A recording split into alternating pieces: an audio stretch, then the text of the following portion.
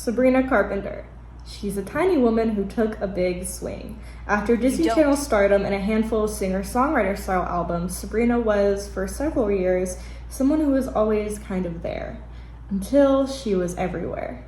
In early 2024, she swapped her unsent emails for Me Espresso, diving headfirst into pop princessery, and it really suited her well. A lot of cultural factors could be attributed to Sabrina's long-awaited smash success, but within this, she and her team locked the hell in, for lack of better words. She seemed to find a way to brand herself, focusing on her pop image as much as her music, birthing visual and sonic associations that were cleverly referential yet distinctly her.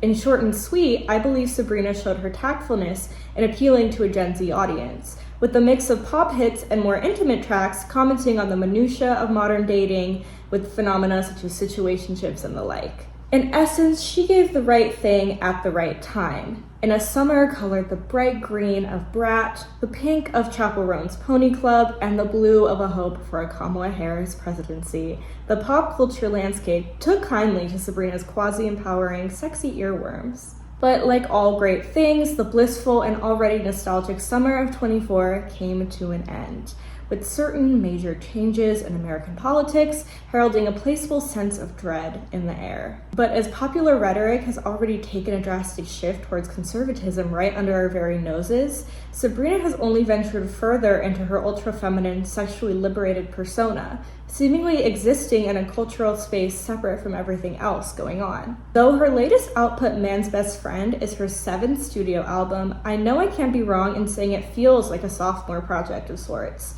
considering the feeling of a rebirth that came with her Short and Sweet era, which was an announcement of her certain celebrity so bold it felt as if someone had taken the substance. This re-debut of sorts was surely confirmed when Sabrina was nominated in the Best New Artist category at the 2025 Grammys. Though a follow-up to Short and Sweet was eagerly anticipated, Man's Best Friend turned out to be controversial as soon as it was announced.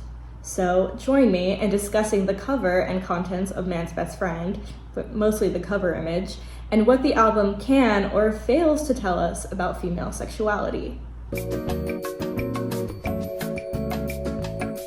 Oh God, here we go. In early June of this year, 2025, Sabrina Carpenter announced Man's Best Friend, a relatively early follow-up to her pop star-making album and all-around cultural moment, Short and Sweet. With this declaration, Sabrina also unveiled the cover image of this album, which features her on all fours, well, threes, with one hand caressing the leg of a male figure and the male figure's hand pulling her hair. And with this, Sabrina had sexually innuendoed herself too close to the sun. Though she had been met with cheers and laughter while performing over-the-top sex positions in every performance of her song Juno, and improvising explicit lyrics at the end of her song Nonsense for months with only minor pushback, the responses to this image were considerably less enthused. Online commenters quickly accused Sabrina of many moral shortcomings. I have compiled a general list of the main critiques of Sabrina's image, which state that the singer is encouraging men to dominate and objectify women, always centering men and the male gaze, and romanticizing women's submission to men, all of which ultimately set feminism back like 50 years. At a time like this, users argued, Sabrina should know better. Of course, I'm a feminist. I mean, not just anyone can say they were a gender studies minor, thank you very much. But I have personally disagreed with these criticisms since the photo's release, and I've found it quite surprising that Sabrina's playfully sexual persona has been largely accepted, but it's this that comes as the final straw. The first of these accusations, that this single image will contribute to men's desires to objectify women on a large scale, is frankly quite easy to dispel. For one, Sabrina's audience is primarily young women and gays. And considering Sabrina is tastefully clothed in the image, it is unfortunately the bleak truth that heterosexual men with misogynistic malintent will seek other visual sources through which to parasocially objectify women. And beyond the fact that Sabrina holds no responsibility for the way every man acts upon seeing an image of her, I think everything else men are taught from childhood is what incites them to dehumanize women. I don't think this image will make much of a difference in that. However, the objectifying submission of women to men isn't not the subtext of this album cover. In fact, this unequal relationship between the sexes is and has been at the forefront of Sabrina's work.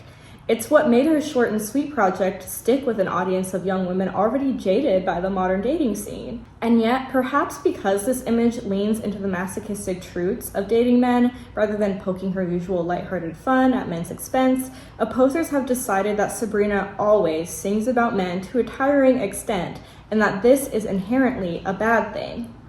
But at the end of the day, Sabrina simply is a heterosexual woman, and much of her audience, in one way or another, dates men and faces the same misgivings in doing so. When we think of pop hits sung by women that have stood the test of time, Gimme More, Wannabe, Material Girl, we hear these women singing about the relationships with and expectations from men. And yes, times have changed drastically since each of these songs were released, but women continue to date men and are continually disappointed by them. If anything, I'd argue that a pop cultural figure serving as the voice for the specifics of this experience in their contemporary era is a very important way for women's frustrations to be heard. Through what medium other than in pop music is female sexuality so openly discussed and widely received? Now, that is great and all, but where is the line between writing music for women to relate to and posing for men's pleasure? Does this cover center men in a way that is not critical of the experience of dating them? Is this image made for the male gaze? Well, to answer this, bear with me as we take a quick little detour to film school. Like every other good barista and video essayist, I did in fact major in film, hold for applause. In one of my first classes, our professor would show us a short clip or an image and ask, what do we see? She'd then proceed to shut down any deeper analysis in response to this question, any pretentious, well, this image seems to be evocative and the symbolic and da-da-da. She simply wanted us to answer with what we are literally seeing on screen. So let's apply that strategy here. What are we seeing? Well, I described earlier, we see Sabrina. We can see her position on the floor, her black dress, her hair being pulled. Now what do we see of the man? What does he look like? What expression is on his face? Who is he? If a man were centered in this image, as its critics have said, shouldn't we be able to answer these questions? But this man is devoid of any identifying attributes.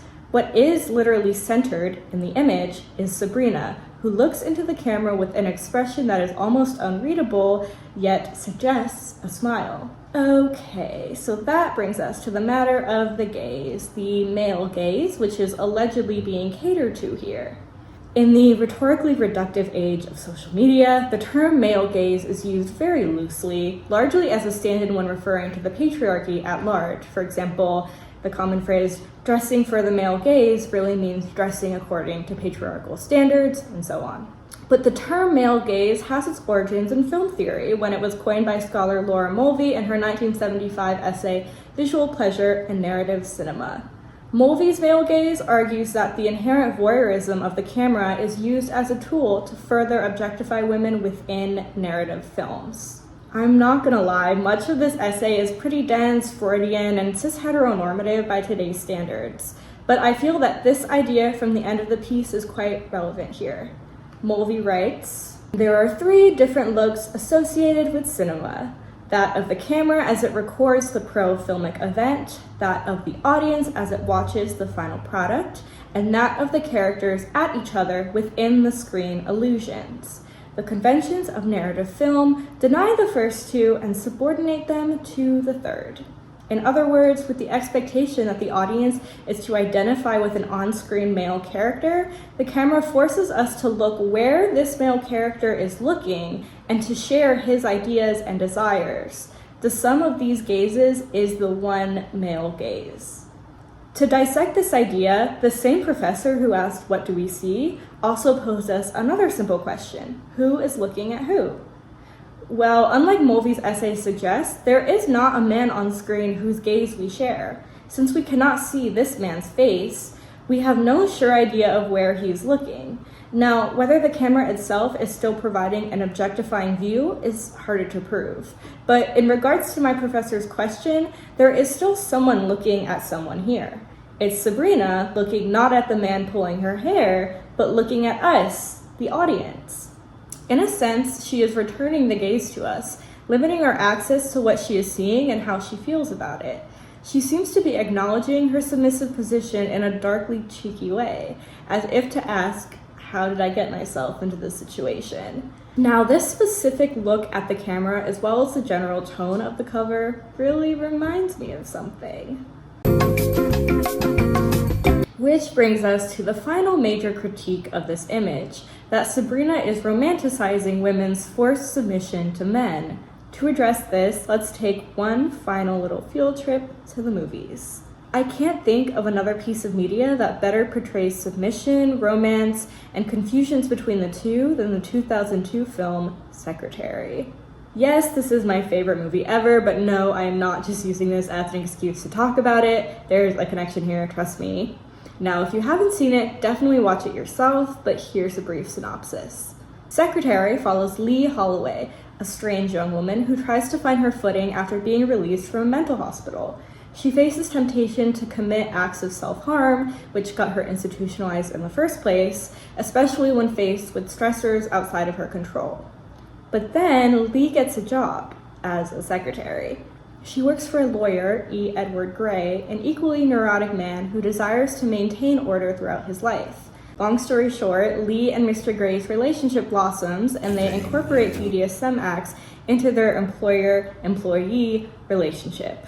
Now, this is very much a film made 15 years before the Me Too movement, and there's no way of describing this plot that doesn't sound super weird and alarming, but somehow, despite all the ways it might be problematic on the surface, I find Secretary to be one of the most charming and painfully relatable representations of a female sexual awakening committed to screen. The narrative is given to us completely through the eyes of Lee. For Lee, submission is not forced. She tests her own limits, discovers her desires, and after a series of forks in the road, she chooses submission. Her ultimate choice to be with Mr. Gray seems like the best course of action, a way out of her previous cycle of self-destructive patterns in a state of arrested development. Secretary's message is a very ironic one, that submission, for not all but some women, is a freeing decision, when, of course, it's a decision they make on their own. And what does Lee do in the final frame of the film when she is happily married to Mr. Gray and living out her erotic, submissive fairy tale? She looks into the camera with a gaze that is almost unreadable, but suggests a smile. Both Lee's and Sabrina's direct gazes are disarming to the audience. Sabrina's pleasurable look, turning away from the man beside her and towards us, indicates a sense of desire that is all her own, that the man with her cannot access and that we cannot fully define. If submission for Lee and Secretary is freeing, Sabrina takes this a step further, acknowledging the restraints of this freedom with the 2020s lens on gender and power dynamics. In a response to the album cover backlash, Sabrina herself said, "My interpretation is being in on the control, being in on your lack of control and when you want to be in control. I think as a young woman, you're just as aware of when you're in control as when you're not." So no, I don't think Sabrina is demeaning herself and acting like a dog for a man's approval. In finally putting all these pieces together, we can read the album cover's thesis as something like this. If existing as a woman in a patriarchal world is inherently submissive, I might as well have a little fun with it. Well, naturally some time passed between June and August, and chatter about the image eventually died down without any clear consensus. But then the album actually came out. Now, I must admit, film is more my thing. I know very little about music and the music industry. I kind of just like what I think sounds good and don't like what I don't think sounds good. And besides, I've got this full head of hair, so I will leave the album reviewing to the other guy. But anyways, what does interest me is the album's content, its relation to the cover image, and the cultural response to it. Now, after seeing the album cover for the first time, I kind of formed an expectation for Man's Best Friend, and so it seems did many others. Given the cover and other visuals Sabrina released teasing the album, I thought her music might match this aesthetic turn it seemed she was taking. Maybe something more sultry and less poppy, maybe even hints of masochism, revelations of darker desires. But what we got was not quite that. The album consists of 12 tracks, most of which feel like they were tailor-made solely to be capital P pop hits. Their lyrics have healthy amounts of sarcasm and internet lingo, and she generally sings about the push and pull of being attracted to men despite their shortcomings. Songs like We Almost Broke Up Again Last Night and When Did You Get Hot prattle on exactly as their titles suggest. Though Sabrina does have a humorous persona and is no stranger to cheeky lyrics, some of these tracks felt like a downright SNL parody of a Sabrina Carpenter song.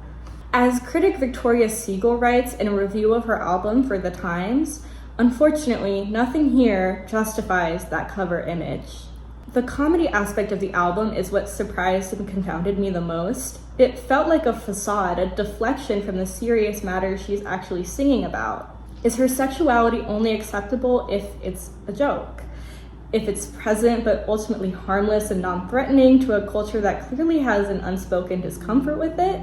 But what if it wasn't a joke? What if the music explored sexuality in a way that was unafraid to prod and provoke as much as the album cover did? One particular comment I saw on social media about the cover image had been sticking out to me for a while. A user wrote something like, "Her music isn't radical enough for her to pull off a statement like this."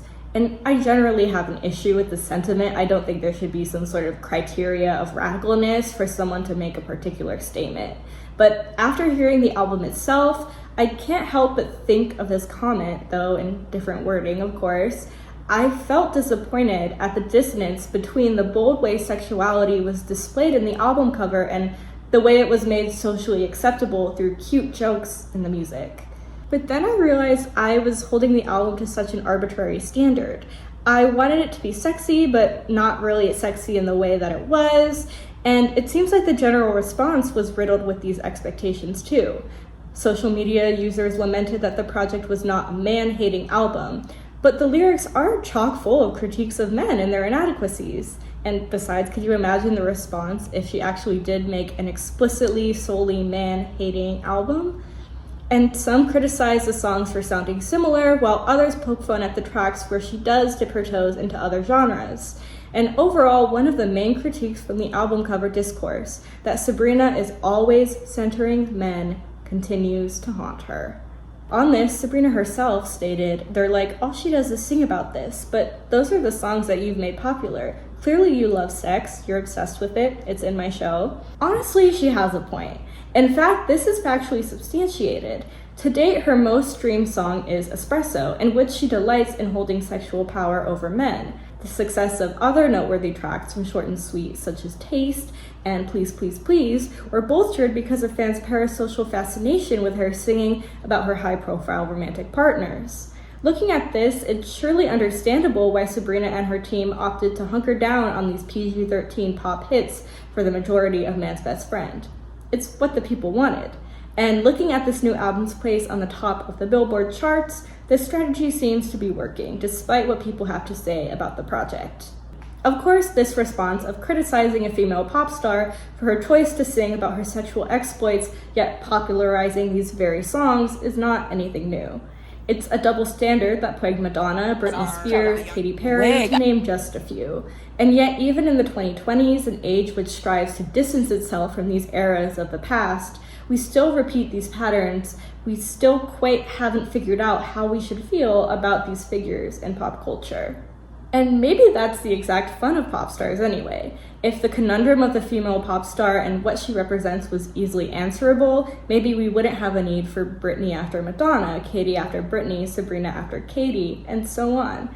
Maybe these women provide a large-scale mirror for all the instances in which female sexuality is ultimately unknowable to those outside of it. And maybe we'll always keep them guessing. And finally, maybe facing these countless double standards and representing how sexually embodied women can never catch a break was Sabrina's big feminist project after all. So that's a wrap on Man's Best Friend for me. I'm not like the biggest diehard Sabrina Carpenter stanny. I know I did just make this entire video essay about her, but we can't deny the fun she brings us, and some songs of this album will definitely be staying on my rotation for a little bit. And at the end of the day, I think it's good and healthy to have a pop figure that does something a little provocative now and then. It's good for the culture. And I think this moment will definitely be remembered down the line. Oh, by the way, I'm Liv. I'm kind of just a random girl, but I also like to consider myself a film scholar and detective of the culture. And as you can see, this is my first video essay, but maybe there's more up my sleeve. Who knows? Subscribe if you want, or don't. Goodbye. Thank you.